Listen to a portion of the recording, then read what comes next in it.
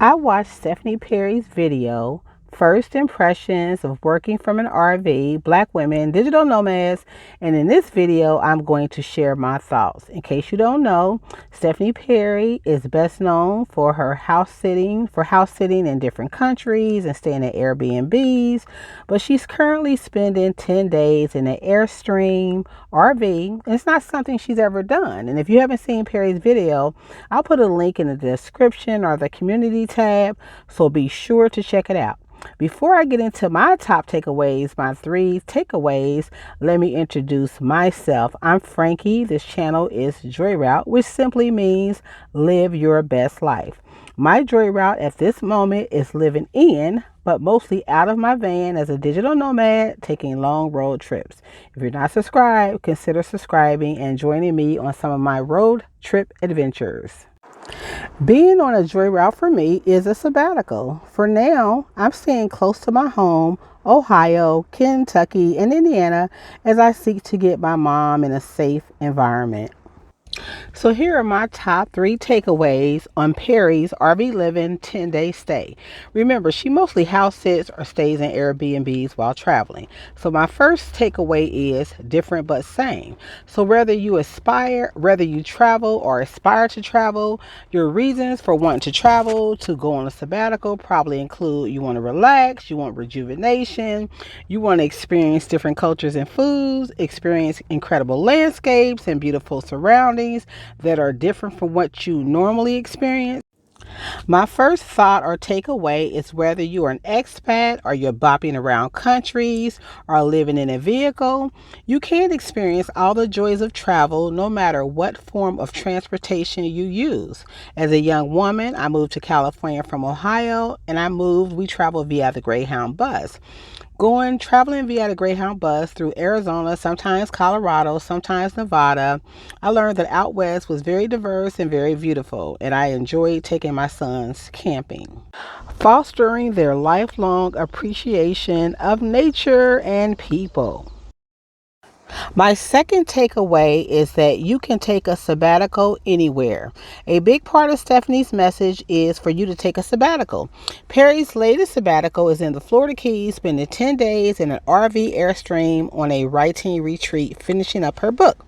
She shared that an RV park where she is staying is a pebble's throw away from the beach, that it has beautiful sunsets. If you follow Perry or any of Perry's travels, you'll notice that she spends a lot of time in beautiful places. The basic definition of a sabbatical is taking a break. This might be to focus on personal or professional goals, or to do nothing except refuel and recharge. And while taking a sabbatical out of the country is ooh la la, ask me how I know, you can also find ooh la la in your own hometown, in the U.S., or in your very own backyard. My next thought is something Stephanie said in her video, which is travel reveals the meaning of life. Certainly, there are many ways that you will discover your why or your purpose. But what I've discovered is that people who don't travel in a leisure way, people who haven't experienced different cultures and foods, yes, I'm greedy, aren't as open-minded as people who do. I get it. We all like the familiar. That's why I love being a part of Stephanie's group, the Vicarians, a group that focuses on the health and well-being of Black women. That's familiar. But I also know that if I had not moved to California in my 20s with my babies and that ex of mine, husband, I would not know that there is a world that exists outside of black and white. I would be more limited in my thinking, and my kids would too. And I would be less happier than I am. I can honestly say I'm happy. I can honestly say I love sunsets. So there you have it. My takeaways from Stephanie Perry's impression of spending 10 days in an RV park. Those are my thoughts. What are your thoughts? I have a question for you. What does taking a sabbatical mean to you? And for me, it's taking the joy route, and it brings. So whatever you do and however you do it, always take the joy route. Here's some throwback footage of me up in Upper Peninsula, Upper Michigan. I was at something called Schoolie UP. I was there when people had tricked out their school buses. Y'all might hear raindrops falling on my head. I'm in my van and I'm talking over this video, so you probably hear this stormy rain coming down. But this is me at Upper Peninsula at an event called Schoolie UP. And this is throwback. I was there last summer. And you'll see in the video coming up that most of the people there were in schoolies that were in school buses that they had converted to schoolies. I rode up in my mini camper van, my van that I converted into a mini camper van. I was with my friend Andrea, and there go my letters, Joy Route, the letters that I painted. Y'all hear the raindrops in the background? There's my friend Andrea's van. Here are some of the school buses. Now, at this point, we had just arrived, and it wasn't really crowded at Schoolie UP. It never got crowded, but it was much more crowded than this. That green bus y'all just saw, that was of a lady I met. I have her video on my channel. She had a cute little son, and I interviewed her. In fact, I have a couple of school bus tours on my channel if you want to go back and check it out. Let's see what else is going on. We spent, I don't know how many days, all together we took a 13-day road trip, but we stayed at Schoolie UP. I think it was 3 or 4 days. I couldn't believe when I talked to some people, I guess about a week ago or 2 weeks ago, people put in my comments that they went to the second Schoolie UP. And I'm like, what? I remember this Schoolie UP like it was yesterday. See all the buses. Again, I do have some tours on my channel, and I'll link to a playlist of my van tours to kind of give you an idea of what's going on. So I'm gonna let this play, y'all, without sound. I'm gonna let the video just continue to play. That school bus with the eyes on it, if you can see it way back there, that was of a family. They were from upstate New York, and they had converted their bus. Their bus wasn't finished, but they rode out. They thugged out, rode out. And here's my little minivan. I had burned my sage.